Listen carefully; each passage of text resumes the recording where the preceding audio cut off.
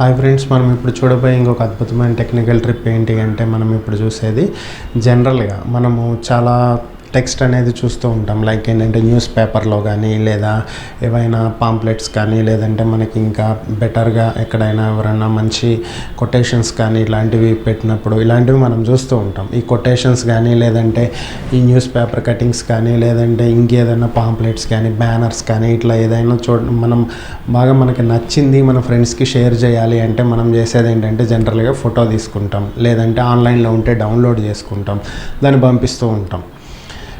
అలా కాకుండా ఇప్పుడు నేను చెప్పేది ఏంటి అంటే ఇప్పుడు మీరు ఏదైనా సరే ఒక కంటెంట్ని ఫోటో తీసుకున్న తర్వాత దాంట్లో మీరు ఏదైనా మాడిఫై చేయాలి అనుకుంటే చేయగలుగుతారా? చేయలేరు. ఖచ్చితంగా దానికి సాఫ్ట్వేర్స్ కావాలి. ఏ ఫోటోషాపో లేదా ఇంకేదన్నా తీసుకుని దాంట్లో ఉన్న కంటెంట్ని కొంచెం రిమూవ్ చేసి మీరు ఇంకో కొంత కంటెంట్ యాడ్ చేసి సెండ్ చేస్తారు.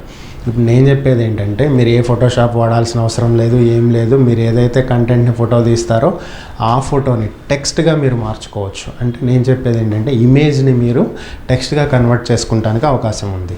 దాన్ని అలాగే మీ ఫ్రెండ్స్కి కూడా సెండ్ చేయొచ్చు. అది ఎలాగనేది నేను మీకు ఇప్పుడు చూపిస్తాను.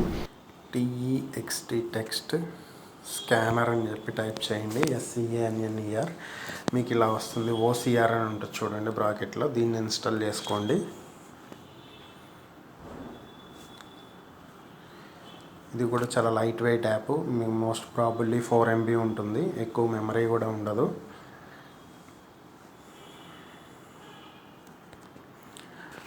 తర్వాత యాప్ ఇన్స్టాల్ అయిన తర్వాత యాప్ ఇలా ఓపెన్ చేయండి.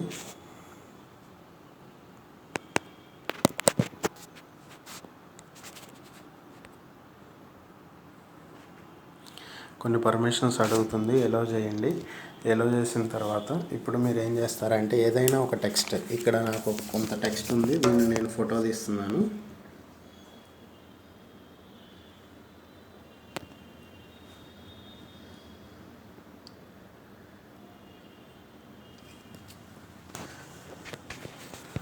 ఫోటో తీసిన తర్వాత చూడండి ఇక్కడ మనకు ఆ టెక్స్ట్ అనేది ఇక్కడ కనిపిస్తుంది. దీన్ని మనం స్కాన్ చేయొచ్చు.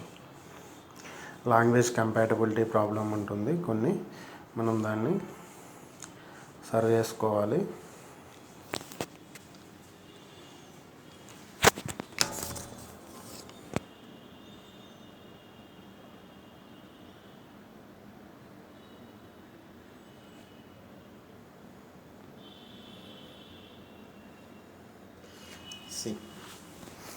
చూడండి కంటెంట్ వచ్చేస్తుంది కదా ఇక్కడికి.